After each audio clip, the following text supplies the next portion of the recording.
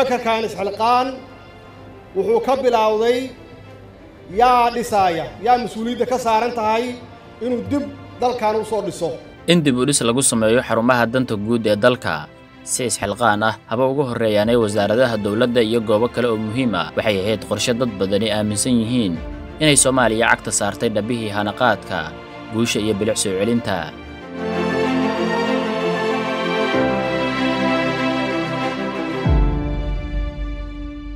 wasaaradaha arrimaha gudaha maaliyadda iyo qorsheynta maalgashiga iyo horumarinta dhaqaalaha waxay qayb ka noqdeen goobaha dib u dhiska lagu sameeyay farqi weyn oo u dhaxeeyo muuqaaladii shalay iyo kuwa maanta saddexdan wasaaradood oo ay shaqadoodu muhiim u tahay dalka ayaana mid u eegi doonaa dhismaha lagu sameeyay iyo isbeddelka muuqda ee ku dhacay oo aan wax badan ka weydiin doono madaxda wasaaradaha wasiirka wasaaradda arrimaha dibadda mudane Danjire Axmed Ciise Cawad ayaa guddiga u diyaargarowga xuska toddobaadka xurriyadda ku soo dhaweeyay wasaaradda oo dhismo ballaaran lagu sameeyay xilli ay soo booqdeen waxaanu wasaaradda arrimaha dibadda ku soo dhaweynaynaa wafdi heer sare ah oo hogaaminayo wasiirka warfaafinta oo ay la socdaan General Bashiir iyo Bashiir Kacaaniyo oo ah guddiga heerka qaran u dabaaldega sanad guuradii lixdamaad xorriyadda iyo midnimada Soomaaliya oo ah maalin ugu weyn Soomaaliya oo 60 sano jirsatay waan u rajaynayna insha Allah 60 ka sano soo socda inay noqdaan mid horumar iyo barwaaqo iyo leh anigu waxay ahayd kaalintaydu inaan wafdiga soo dhaweeyo wafdiga waxaanu tusnay waxyaabihii wasaaradda ka qabsoomay wasiir Maareeya ayaa sheegi doona laakiin aad baan ugu faraxsanahay wafdiga kan aad ka u hawshanaa 6 bilood la soo dhaafay ka shaqeynayay diyaarinta wixii dalka ka qabsoomay iyo sidii loogu dabaaldegi lahaa maalintaas weyn agaasimaha maamulka iyo maaliyadda ee wasaaradda arrimaha dibadda mudane Saacid Jaamac Aadan ayaa ka warbixinaya isbeddelka muuqda ee wasaaradda isagoo mid inoo dulgeeyay xafiisyada wasaaradda oo dhamaanba ay ka muuqatay bilic ka duwan midii hore waxa guddiga ujeedadiisu ay ahayd in la ogaado waxqabadkii dawladda federaalka Soomaaliya sanadihii ugu dambeeyay dawladda cusub oo la jaan qaadaysay horumarinta dalka hadday tahay dhinaca institutionska iyo hadday tahay dhinaca dhismayaasha iyo soo celinta xarumihii dawladda oo ay ka mid tahay wasaaradda arrimaha dibadda iyo iskaashiga caalamiga ah wasaaradda waxaan ugu soo booqday wafdi ballaaran oo hogaaminayo wasiir Maareeye wasiirka warfaafinta iyo xubno kale oo ka mid ah guddiga qabanqaabada waxaa ku soo dhaweeyay wasiirka wasaaradda arrimaha dibadda iskaashiga caalamiga ah mudane Danjire Axmed Ciise Cawad soo dhaweyn kadib guddigu wuxuu galay inuu booqdo oo soo indheeyo goobihii iyo meelihii wasaaradda wax laga qabtay ayada oo uu ka muuqday wasaaradda isbeddel weyn marka laga soo bilaabo 2017 ilaa maantay isbeddelkaas oo dhinacyo badan taabanaya oo isugu jira mid wax ka beddelka structure-ka wasaaradda iyo hab dhismeedka shaqaalaha ayadoo markaas loo gudbay in wasaaradda muuqaalkeeda iyo muunadeedii horena la soo celiyo waxyaabaha ugu badan ee hadda la qabtay waxaa ka mid ahaa in la dayactiray ilaa 52 xafiis oo ay ugu horeeyaan xafiisyada wasiirada oo aan soo booqanay xafiiska wasiirka xafiiska wasiir dawlaha waxaan soo booqanay iyadana oo aan saxaafadda tusnay xafiiska xogayaha joogtada ee wasaaradda arrimaha dibadda oo ka mid ah meelaha aadka wax looga qabtay waxaa kale oo la soo maray xafiisyada agaasimayaasha oo 14 xafiis oo ay agaasimayaasha fadhiyaan oo ku shaqeynayaan waxyaabaha laga qabtay xafiis kasta iyo qol kastana waxa weeye in decorationkii iyo muuqaalkiina wax laga bedelay qalabka laga bilaabo qalabka electroniga la isticmaalayo ilaa qalab xafiiseedka oo dhan laga bedelay hawshaas oo ahayd hawl aad iyo aad u ballaaran soona bilaabatay 2018 2019 soo bilaabatay oo ay naga kaalmeynayeen inta badan dawladaha aan saaxiibaha nahay ee dawladda China iyo dawladda aan saaxiibada nahay ee Turkiga waxaa hadda socda oo wasaaradda lagu wadaa isbedel aad iyo aad u ballaaran waxyaabaha dhamaaday waxaa ka mid ah ayagana dhismaha macadka iyo masaajidka wasaaradda macadka diblomaasiyadda oo ay naga kaalmayso dawladda aan saaxiibada nahay ee dawladda Qatar oo asna la soo booqday waxaa kaloo la soo booqday dhismaha hadda socda oo ay ka mid yahay darbiga weyn ee wasaaradda iyo wasaaradda oo loo sameyn doono meelaha lagu nasto oo beeruhu ay ka mid yihiin garoomo cayaaro iyo meelo lagu nasto ay ka mid yihiin cafeteriadii ay ka mid tahay iyo wasaaradda oo dhan oo beero loo bedeli doono oo meelo la maro oo interlogya ah iyo loo bedeli doono beero lagu sameyn doono hawshaas oo hadda aad iyo aad meel aad iyo aad u fiican maraysa oo waftiguna uu soo indheeyay waxaan aad ugu faraxsanahay in wasaaradda arrimaha dibadda iskaashiga caalamiga ah ay qayb weyn ka qaadatay wasaaradaha horey u dhaqaaqay oo dhammaantood ay noqotay in lagu tartamo waxqabadka iyo dowladnimada lagu tartamo waxaana ayadana aan aad iyo aad ugu faraxsanahay in maamul kasta iyo nidaam kasta oo yimaada uu ka sii qaado meeshii markii hore ugu yimid oo halkaas markaa ay noqoto qaranku inuu ku gaaro horumar ballaaran kadib kulan iyo isxogwaraysi ku saabsan howlaha wasaaradda arrimaha dibadda oo dhexmarayay wasiirka wasaaradda arrimaha dibadda iyo wasiirka wasaaradda warfaafinta ahna gudoomiyaha guddiga oo diyaargarowga xuska toddobaadka xurriyadda oo booqasho indha ku sameynayay dhismaha ka socda xarumaha danta guud ayaa sheegay in dawladda ay toddobaadka xurriyadda xuskiisa ku bedeli doonto waxqabad xuska 60 guurada maalmaha xurriyadda ee 26 Juun iyo 1 July oo ah maalmo qaran beryahan waxay wadeen inay maragtay kormeeraan horumarka dalka ka socda bulshadana la wadaagaan sanadkan 2020 60 guurada dawladda nabad iyo nolol waxay go'aamisay inay xuska ku xusto waxqabad muuqaal wax qabanaya oo shacabka Soomaaliyeed halkii xalfado laga qaban jiray inaan xaflada qabane waxqabad tusno shacabka Soomaaliyeed ayaa noo go'aana waxa runtii wax lagu farxaa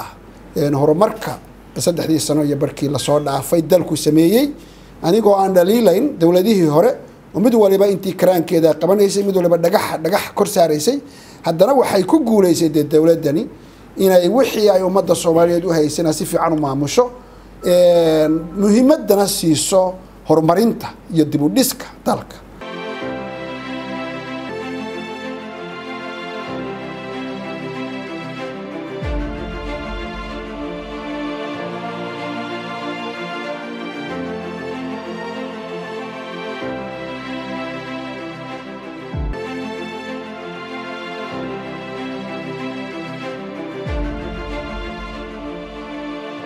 marka laga soo tago dhismaha iyo dayactirka wasaaradda arrimaha dibadda waxaa jira taariikh kale oo kayd ah oo ay wasaaraddu leedahay imikana laga heli karo Generaal Cabdi Maxamed Samatar oo muddo u soo dhabar adeegay kaydka naftiisana u huray ayaan wax ka weydiinay marxaladihii kala duwanaa ee uu kaydka wasaaradda arrimaha dibadda la soo galay sidoo kale sheegay in imika laga heli karo dokumentiyo taariikhi ah oo wasaaraddu ay leedahay taas oo in badan nafsadiisa qalqal badan u geliyay sidoo uu difaaci lahaa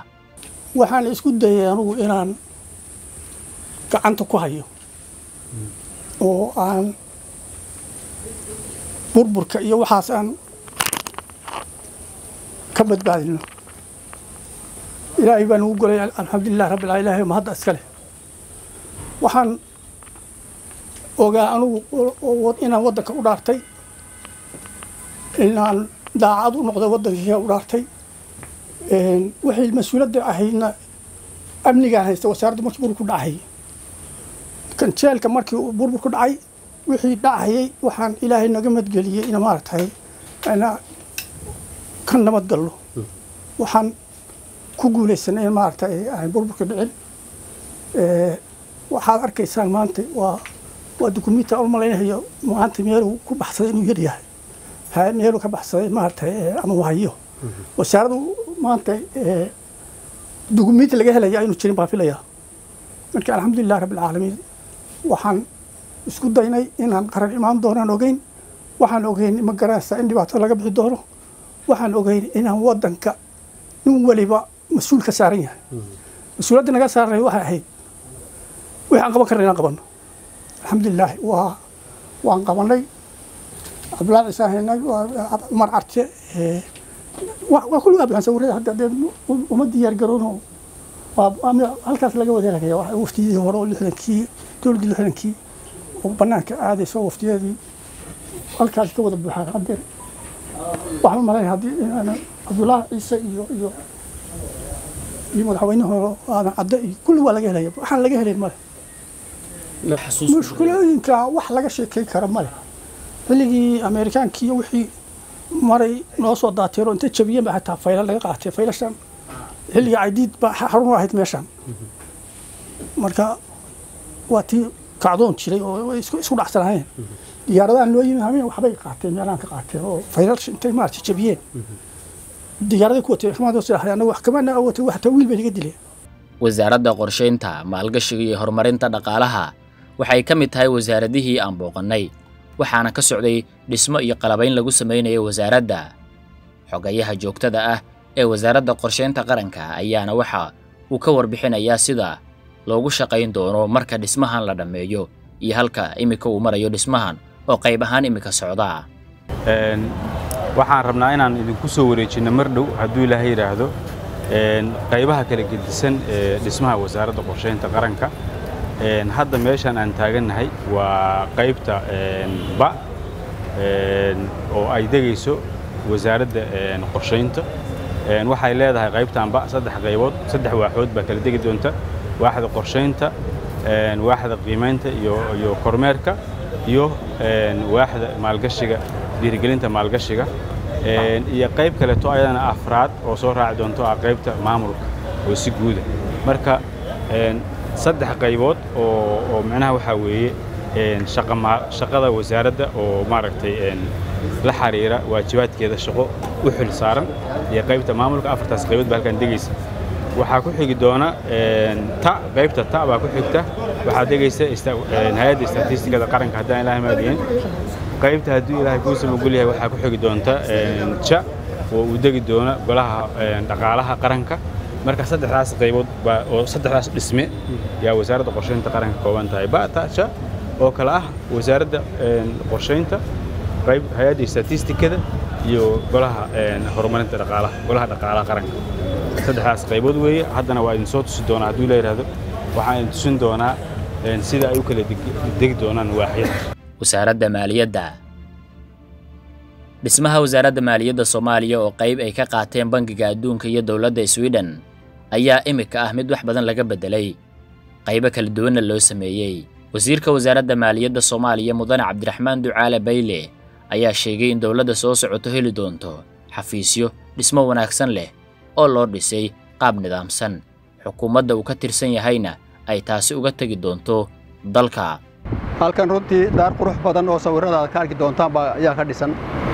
oo elevatorkeedii arrimaheedii light-keedii iyo air conditionkeedii wax oo dhan dhexda kaga jiraan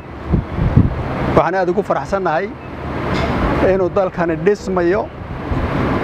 oo dawladda timaada to kastaba ha noqotee meel wasiiradu galaan meel shaqaaluhu galaan dhul lagu shaqeeyo gaar ahaan maaliyadda dalkan ayaa really aad baan ugu faraxsanahay in dhammaad ay ku dhowdahay daartani arki doontaan sawirkeeda meel qurux badanna way ku taallaa oo horta marka hore Muqdisho ku taallaa marka labaad Indian Ocean-kii waa xagga dambe ka muuqata meel ka qurux badan oo meesha laga dhisi lahaa wasaaradda ma jirto waxa weeye dadkii halkan joogi jiray waxa la socotaan wasaaradda lacagta ayaa la oran jiray wasaaradda lacagta way dumeen oo way burbureen oo yawaynagii football ku ciyaaray hadda waa la soo dhisay laba tower oo halkan iska garab yaala midna Sweden baa dhistay midna waxa dhisay World Bank adduunka maalmihii aanu nimi waxyaalihii priority-ga aan saaray aan saaray muhiimadda aan saaray bay ahayd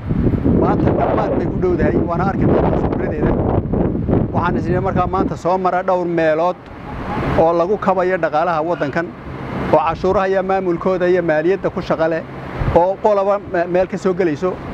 mar dhaweed waxaan ka imi halkii loo dhisayey daartii loo dhisayey muxuu ahaynaan turubataariyada oo iyaguna cashuuraha askarta ururisaa halkanna waa halkii ku xigtay waxaa kaloo aan soo marray meelaha cashuuraha lagu ururiyo lagu guray xafiisyada oo iyaguna 5 ahaa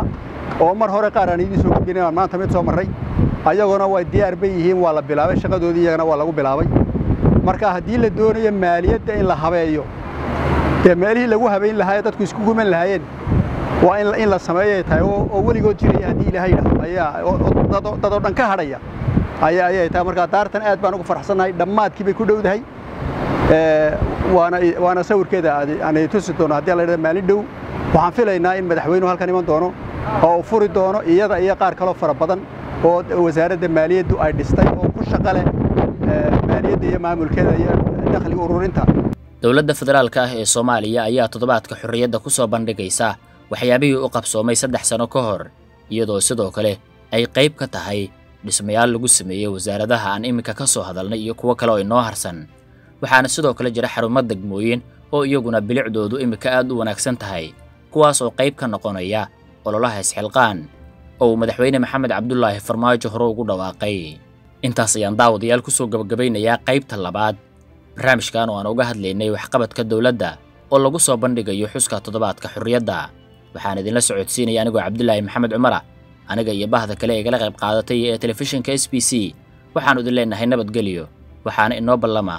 qaybta kale ee xigta ee saddexaad